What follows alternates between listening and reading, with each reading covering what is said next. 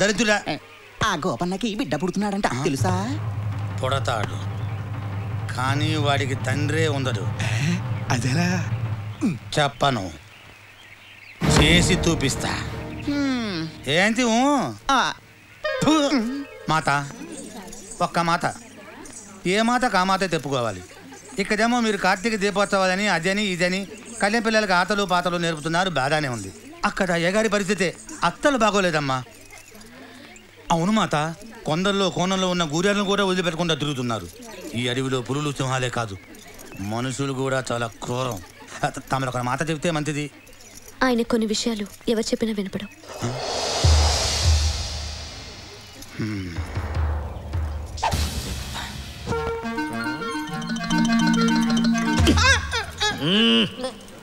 మా గురించి చెప్పు.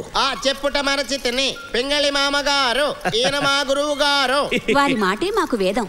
ఆయన జ్యోతిష శాస్త్రాన్ని తెగ రుబ్బి తెగ తాగినారు. తమ నామధేయము శశభిష శాస్త్రి గారు.